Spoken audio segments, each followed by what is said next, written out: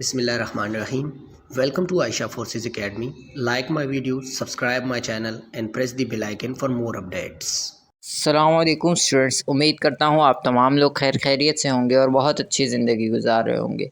Students, आप लोगों को याद होगा हमने कल से ही लास्ट वीडियो से हमने प्रिपरेशन स्टार्ट कर दी थी पीएन कैडेट की, जिसके अंदर हम मेरे ख्याल से 7-8 सवाल हम कर चुके हैं। आज मैं कोशिश करूँगा थोड़े से ज़्यादा सवाल डाल दूँ क्योंकि टेस्ट में टाइम कम रह चुका है और हमारी प्रिपरेशन बहुत ज़्यादा है। तो इंशाल्लाह जल्दी जल्दी से मैं पार्ट्स अपलोड कर दूँगा। आप लोगों ने बिल्कुल टेंशन नहीं लेनी है और जो है अब वीडियो पूरी लास्ट तक देखें ताकि आप लोगों को सारी कन्फ्यूजन्स क्लियर हो सकें। अच्छा स्टूडेंट, तो नेक्स्ट क्वेश्चन फर्स्ट क्वेश्चन देख लेते हैं। हमारे पास जो फर्स्ट क्वेश्चन है, what type of motion is repeated in periods. वो ऐसा कौन सा मोशन है, वो ऐसी कौन सी हलचल है जो कि पीरियड्स में जो है होती है और उसको हम क्या बोलते हैं। वो कौन सी ऐसी मोशन होती है जो पीरियड्स में हो रही होती है और उसको हम एक स्पेसिफिक नेम देते हैं। तो वो कौन सा, उस मोशन को कौन सा मोशन बोलते हैं जो कि पीरियड्स में हो रहा होता है। मतलब एक टाइम की पीरियड के लिए स्टार्ट होता है, फिर फ़र्ज़ कर लें 5:10 पे वो स्टार्ट हुआ, फिर 20 मिनट पे ख़त्म हुआ, फिर दोबारा से 5:30 से स्टार्ट हुआ, फिर 40 मिनट में। अभी एक छोटे छोटे 10-10 मिनट के पीरियड में हो रहा है काम। तो ठीक है, इसको हम क्या बोलेंगे। तो 4 ऑप्शन दिए गए हैं, नीचे देख लेते हैं। ए पर है रैंडम मोशन, बी पर है पीरियोडिक मोशन, सी पर सर्कुलर मोशन और डी पे है लीनियर मोशन। तो जो राइट ऑप्शन होगा वो होगा option number B, periodic motion.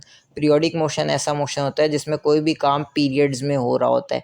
एक काम कुछ टाइम के लिए होता है, फिर वो टाइम अपने टाइम वक्त ख़त्म होने पे बंद हो जाता है, फिर अगले दिन दोबारा उसी टाइम पे शुरू होता है, फिर ख़त्म हो जाता है। तो इसको हम पीरियोडिक मोशन बोलते हैं। ठीक है, तो अच्छा स्टूडेंट्स, इस वीडियो में मैं ज़्यादातर फ़िज़िक्स के सवाल, इंग्लिश और जनरल नॉलेज के सवाल कवर करूँगा।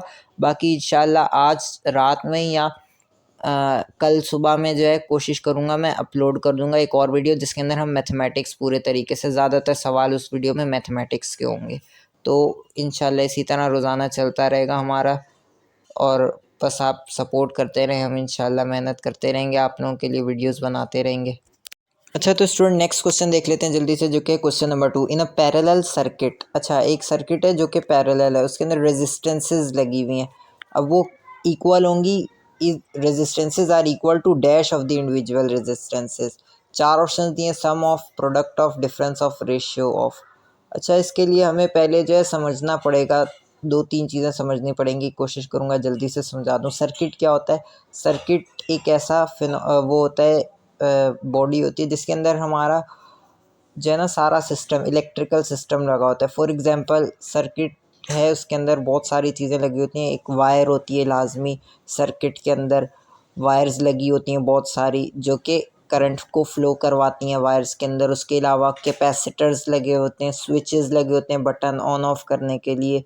उसके अलावा रेजिस्टर्स लगे होते हैं, कंडक्टर्स लगे होते हैं, इंडक्टर्स लगे होते हैं। तो इस तरह की चीज़ें लगी होती हैं सर्किट, जो कि इलेक्ट्रिकल सिस्टम है, जो कि स्विच बोर्ड्स जो होते हैं हमारे उसके अंदर हमें नज़र आ जाते हैं। नॉर्मल सी कैपेसिटर एक नॉर्मल सी बात है, इसके अंदर जो है सॉरी सर्किट एक नॉर्मल सी बात है, सबको पता ही होगा ज़्यादातर। अच्छा, उसके बाद एक चीज़ यहाँ पर हुई हुई रेजिस्टेंस। रेजिस्टेंस क्या होती है, पहले रेजिस्टर समझना पड़ेगा, उसके बाद रेजिस्टेंस। तो रेजिस्टर क्या होता है। रेजिस्टर सर्किट के अंदर एक ऐसा कंपोनेंट होता है जो कि करंट को पी जाता है। मतलब पी जाता है मतलब ऐसा होता है कि अगर फॉर एग्जांपल हमारे घर पे नॉर्मली 220-225 वोल्ट की जो बिजली आ रही होती है, करंट आ रहा होता है, 220 वोल्ट का करंट आ रहा होता है। ठीक है, तो 220 वोल्ट का करंट जो आ रहा होता है, इन केस अगर कोई कभी बिजली वालों के इलेक्ट्रिक्स हैं या जौन से भी आप सिटी से हैं, उनके पास जो इदारा होता है, उससे अगर कोई प्रॉब्लम हो जाता है तो हमारे करंट ज़्यादा आने लग जाता है।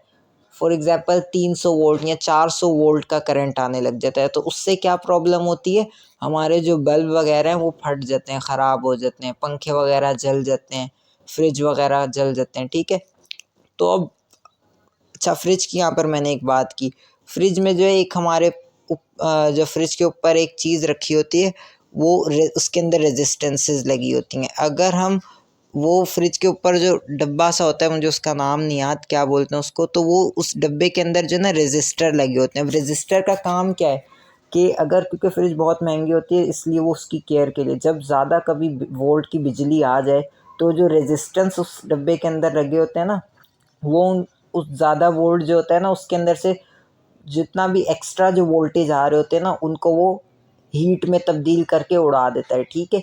हीट में तब्दील कर देता है उन वोल्टेज को, और जितनी ज़रूरत होती है फ्रिज को उतने ही डाल के देता है, ठीक है।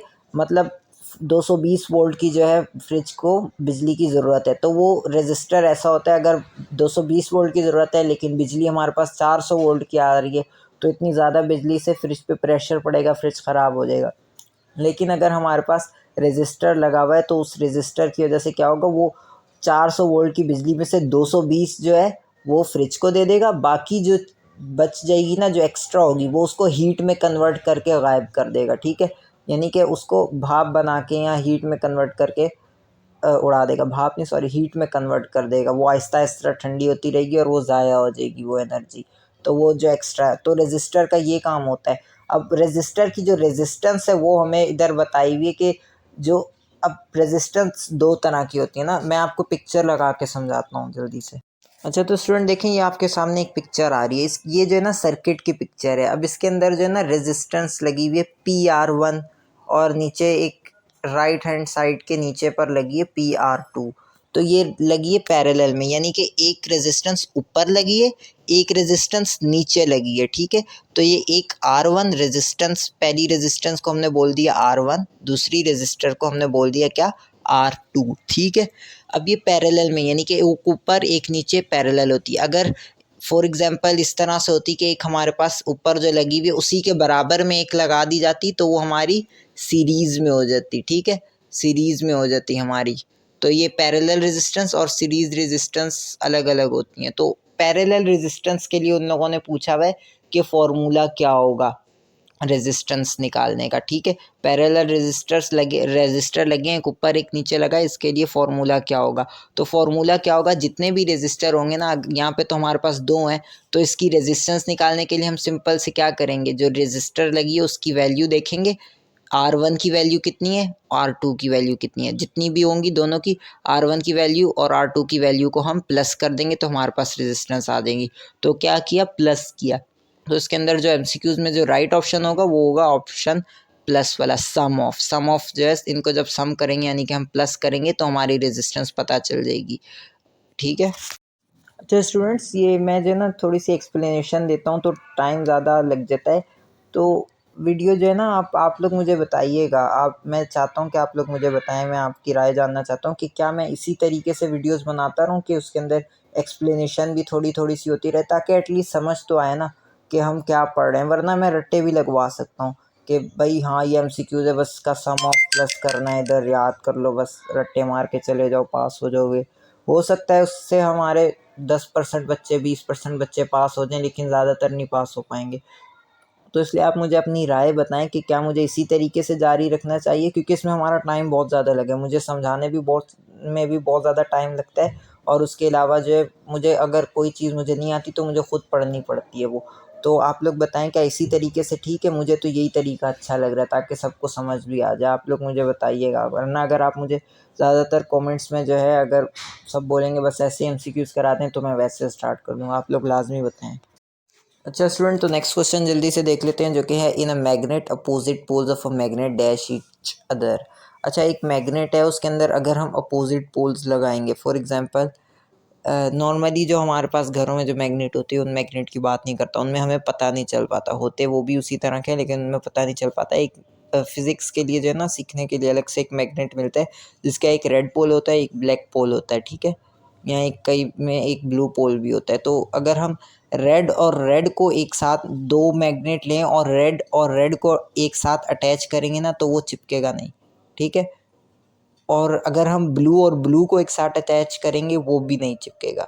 हाँ, अगर हम एक मैग्नेट का, पहले मैग्नेट का रेड पोल लें और दूसरे मैग्नेट के ब्लू वाली साइड लें या ब्लू पोल लें और उन दोनों को अटैच करें तो वो आपस में चिपकने लग जाएंगे। तो यानी कि इसका मतलब क्या हुआ कि जो अपोजिट यानी कि जो उल्टे होते हैं, यानी कि रेड रेड सेम सेम नहीं, अलग अलग जो होते हैं कलर्स या पोल्स, उनको अगर हम आपस में मैग्नेट के के अपोजिट पोल्स को आपस में मिलाएं तो वो अट्रैक्ट होंगे, यानी कि चिपकेंगे। अट्रैक्ट होने का मतलब आपस में जुड़ जाएंगे। तो इसके अंदर जो यही पूछा हुआ है कि जो अपोजिट पोल्स होंगे उनके साथ क्या होगा, अगर हम मैग्नेट के अपोजिट पोल्स को करीब लाएंगे तो उनके साथ क्या होगा, तो वो अट्रैक्ट होंगे। अट्रैक्ट वाला ऑप्शन राइट होगा।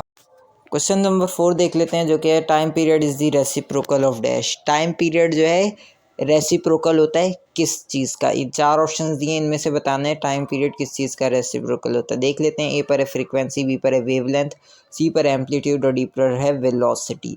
तो टाइम पीरियड बेसिकली होता क्या है, जल्दी से समझाऊंगा, ज़्यादा टाइम नहीं लेना चाहता।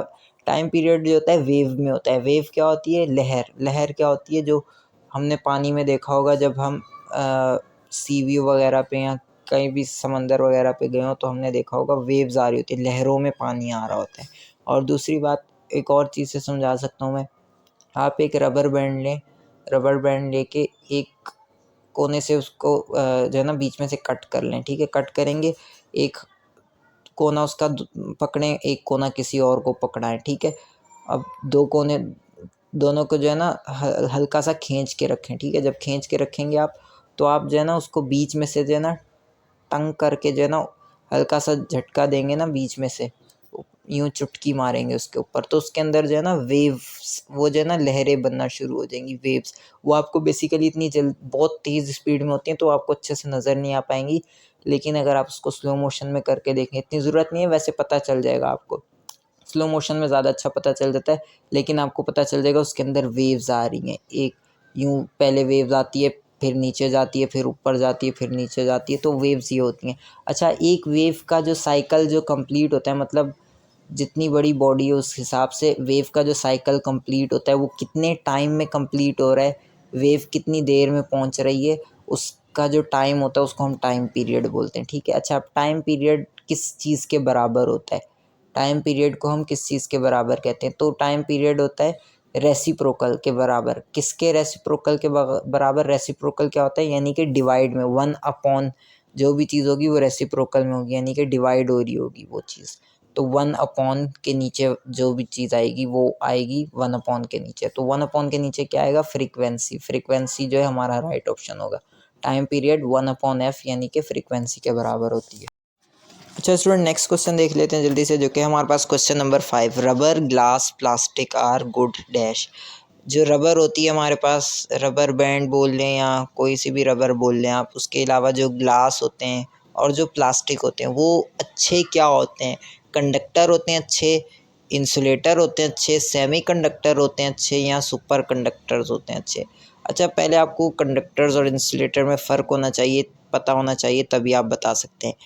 इंसुलेटर्स क्या होते हैं, जो जिसके अंदर वो ऐसी चीज़ जिसके अंदर से हमारा इलेक्ट्रिसिटी ना पास हो सके या उसके अंदर से करंट ना जा सके, तो वो क्या होते हैं, इंसुलेटर। अब रबर है, उसके अंदर से तो करंट जा ही नहीं सकता, कभी भी आप उसको बिजली पे खंभे पे रख दें या किसी भी चीज़ पे रख दें, कहीं पे भी रख दें, तार लगा दें, उसके अंदर से करंट पास ही नहीं होगा। ग्लास में से भी नहीं पास होगा अगर वो शीशे का ग्लास है तो। हाँ, अगर वो मेटल का ग्लास है फिर अलग बात है। और कोई प्लास्टिक ले लें, किसी प्लास्टिक में से भी करंट पास नहीं होता, तो वो हमारे पास क्या होते हैं, इंसुलेटर्स होते हैं। तो इसका राइट ऑप्शन इंसुलेटर होगा। और कंडक्टर्स क्या होते हैं, जो जिन चीज़ों में से करंट पास हो सकता है। फॉर एग्जांपल मेटल्स वगैरह ले लें, कॉपर ले लें, मेटल जितने भी मेटल होते हैं, सिल्वर, कॉपर, आयरन, निकल, क्रोमियम, जिंक, ठीक है, ये जितने भी मेटल्स होते हैं इनके अंदर से करंट पास हो सकता है। जो जिसमें से करंट पास होता है उसको कंडक्टर बोलते हैं, जिसमें से करंट पास नहीं होता उसको हम इंसुलेटर बोलते हैं। तो रबर, प्लास्टिक वगैरह, लकड़ी वगैरह, ये सारी चीज़ें क्या आती हैं, ये इंसुलेटर्स होती हैं।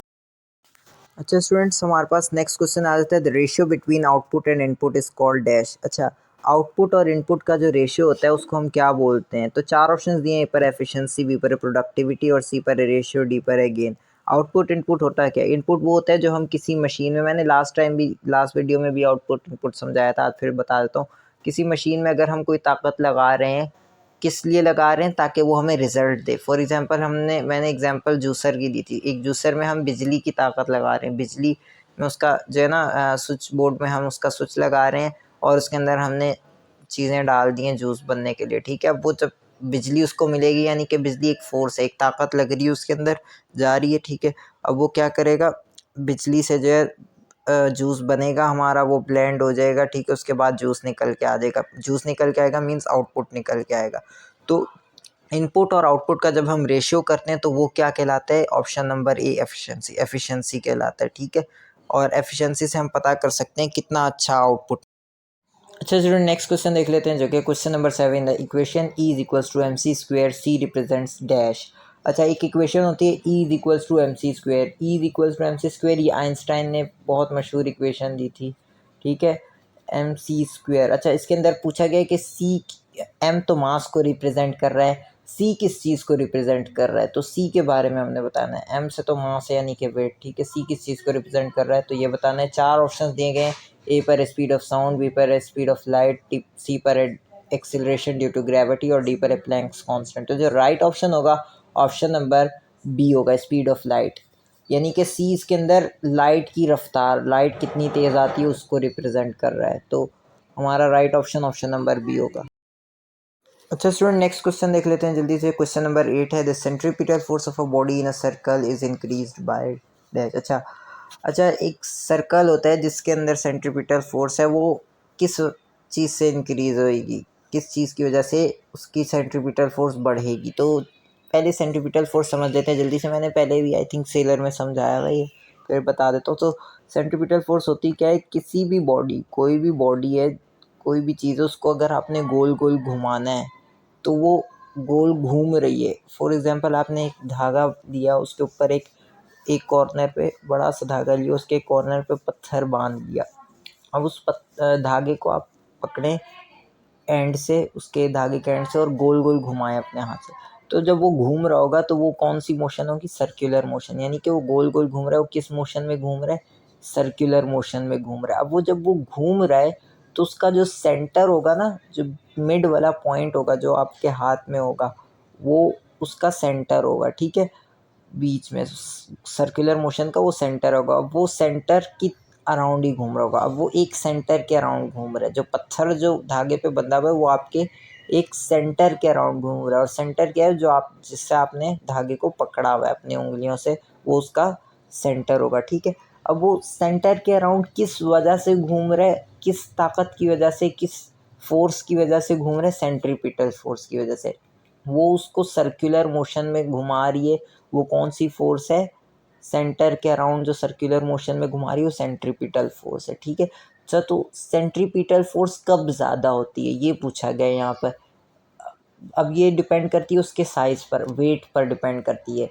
अब अगर बॉडी का वेट ज़्यादा है तो उसकी सेंट्रीपिटल फोर्स ज़्यादा होगी। जैसे छोटा पत्थर है तो उसकी सेंट्रीपिटल फोर्स कम होगी, बड़ा पत्थर है तो उसकी सेंट्रीपिटल फोर्स ज़्यादा होगी। तो वेट को क्या बोलते हैं? मास भी बोलते हैं। तो जो ऑप्शन नंबर सी है वो राइट होगा, इंक्रीज इन मास। जितना ज़्यादा मास होगा, जितना ज़्यादा वेट होगा, उतनी ज़्यादा उसकी सेंट्रीपिटल फोर्स होगी। नेक्स्ट देख लेते हैं स्टूडेंट्स, हमारे पास नेक्स्ट क्वेश्चन नंबर 9 है, जो कि इंग्लिश का सवाल आ गया। अब हमारे पास, this politician is notorious for his corruption. ये पॉलिटिशियन नोटरस है करप्शन के लिए। नोटरस का वर्ड यूज़ होता है फेमस के लिए, मशहूर किसी बंदे के लिए। ये पॉलिटिशियन फेमस है यानी कि मशहूर है करप्शन करने के लिए, ठीक है। ये पॉलिटिशियन करप्शन करने के लिए मशहूर है। द वर्ड फॉर इज, अच्छा इसके अंदर जो फॉरवर्ड हो रहे हैं नोटरस के बाद जो फॉर है, ये हमसे पूछा गया है कि ये एडवर्ब है, ये फॉरवर्ड, यहाँ एडजेक्टिव है, प्रपोजिशन है, कंजक्शन है। तो जो राइट ऑप्शन होगा ऑप्शन नंबर सी होगा, प्रपोजिशन। ये जो फॉरवर्ड है ये हमारे पास हमेशा प्रपोजिशन के लिए ही इस्तेमाल होता है। कहीं भी इस्तेमाल हो जाए, किसी भी तरह इस्तेमाल हो जाए, प्रपोजिशन के लिए इस्तेमाल होता है। तो ऑप्शन नंबर सी हमारा करेक्ट होगा। अच्छा स्टूडेंट, नेक्स्ट क्वेश्चन देख लेते हैं, जो कि इंग्लिश का हमारे पास। You will not get your aim in life unless you work hard for it.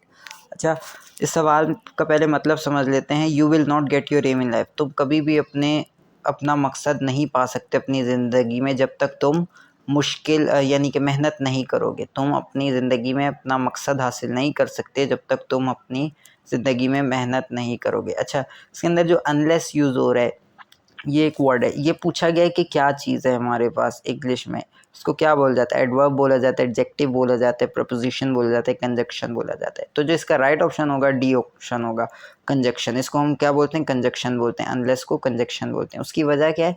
क्योंकि कंजक्शन ऐसी चीज़ होती है जो दो टेंसेस को आपस में जोड़ दे। अब ये अनलेस जो है ये दो टेंस को जोड़ रहा है।